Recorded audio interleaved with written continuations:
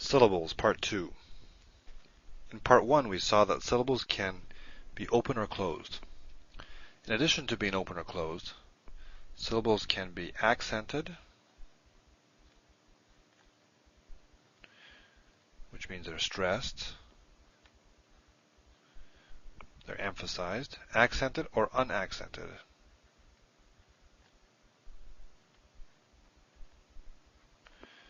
Now in Hebrew, it's the last syllable in a word that is accented. That's the default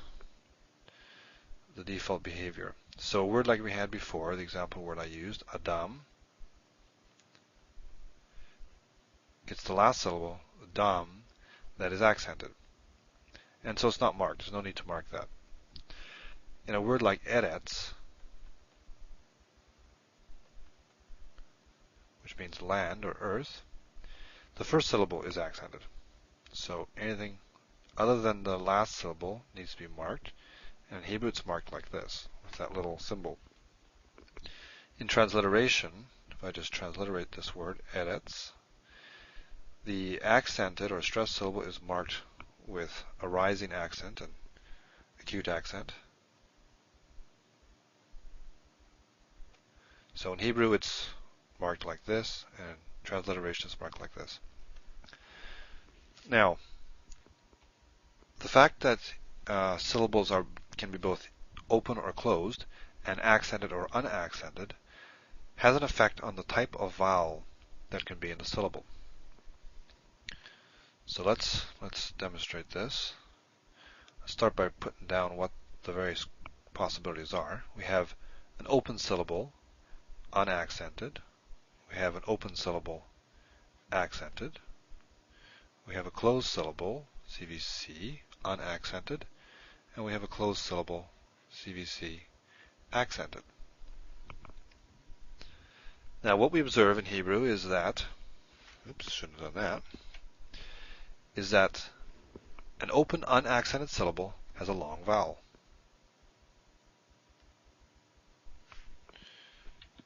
Long, a long vowel. This vowel here will be long. Conversely, a closed unaccented syllable will have a short vowel. And these are pretty firm rules. You can depend on those. What we see here is opposite behavior. This is, and I think what's going on here is something what I call the conservation of time. It's almost like syllables are meant to be, unaccented syllables are meant to be said with the same amount of time. There's an equal amount of time allocated to each syllable, unless it's stressed. When you stress a syllable, you slow down in your speech, you give it more time, that emphasizes it. But if it's not stressed, you kind of want to keep them all the same. In order to do that, a syllable that's already long because it has 3 pieces to it will have a short vowel, and a syllable that is shorter because it only has 2 pieces will have a long vowel. That'll tend to equalize them. That's not something I read in a book, that's just my own idea, but it seems to kind of hold true. Now let's see what happens when you stress. Let's start over here. If you stress this, if you stress a closed syllable, it could take a short vowel. You do see examples with short vowels. But if you stress it, you give it more time, and it gives it enough time that you can sometimes have a long vowel. So that kind of makes sense. You give it more time, you can have a longer vowel in there, but don't have to. You can also keep the shorter vowel. When you stress an open syllable, you generally have a long vowel. Sometimes you'll get a short vowel.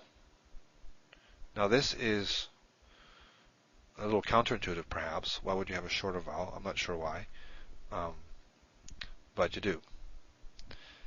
These are the 2 solid ones here.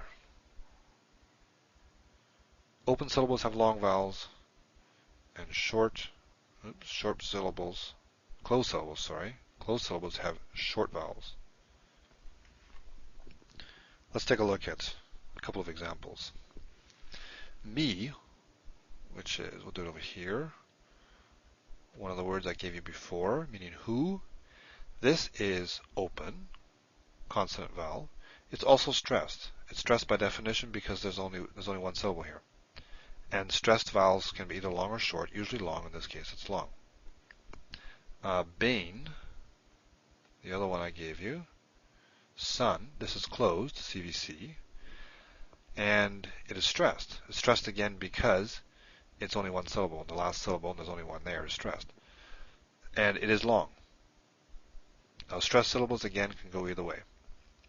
So if the vowel is stressed, you don't, or if the syllable, is stressed, you don't necessarily know what type of vowel is in there. Let's take a look at what happens with unstressed ones. Those are the ones where you can say a little more. So here, Adam, we have two syllables. Which one is stressed?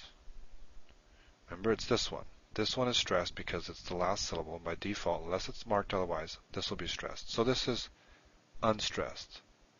Open, unstressed. So we have CV. This one was CV like this, right? This is CV, and we know that open, unstressed has to have a long vowel, make it a little longer, make the whole syllable a little longer, and in fact we do. Here's our long vowel. It's not a patach there, it's a kametz. Kametz is a long tone vowel. This one is stressed, and we have a long vowel there. Again, stress can go either way, stressed closed syllables, but the fact it's stressed permits it to have a long vowel. If this was not stressed, you could not have a long vowel here. Let's look at Eretz, the one that I had transliterated for you earlier. This word, meaning land or earth, has the stress here. So, the thing I want to look at here in particular is the second syllable. Because this is stressed, this is now unstressed. This syllable here was CV, stressed. This one here is CVC, unstressed. And if you think back to our rule, it's the unstressed syllables that we can say more about. And unstressed means it has to be short. Unstressed closed syllables have to have a short vowel. And in fact, here it is. E is a short vowel. You could not have a here, because you cannot have a long vowel in a closed, unstressed syllable. Now this is all clear as mud. Let's go to our rule. If you memorize this rule, you have this whole thing down. If a syllable is closed and unaccented, then it must have a short vowel. Closed, CVC, no accent, it must have a short vowel. If you know this one, then you know the converse is true. If it's open and unstressed, it must have a long vowel. And those are your two main syllables that you can say something about. The stressed ones can go either way. So you memorize this piece right here, which is what this rule in blue is showing you, then you pretty much have this. And this will be important shortly in telling the difference between a kametz and a kametz hatuf. But we'll deal with that separately. Let's see. Let's look at one other thing. Let's look at the word bayit. Bayit. Bayit means house. And the stress is here, so we mark it. Bayit. Now, how do we know when we have letters like yud and vav and hey? Remember, they can be yud and vav and hey. They can be maters or they can be consonants. Mater meaning it's used as a vowel. So how do we know whether this is a vowel or a consonant? And it has to do with the syllabification. If we divide this word, if this is a consonant, then we can divide it here. If it is a vowel, then we would be starting our next syllable with a vowel, which can't be. So this guy has to be a consonant.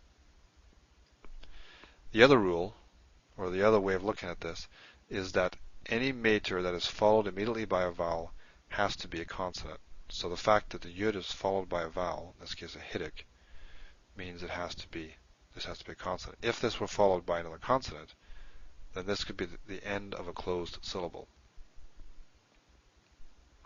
So it's your rules of syllables that will help you determine whether a particular mater is in fact a mater or a consonant, whether yud, a vav, or hey should be interpreted as a consonant or a vowel. You'll develop a sense for this as you work through Hebrew and start pronouncing it in particular. It'll be fairly intuitive.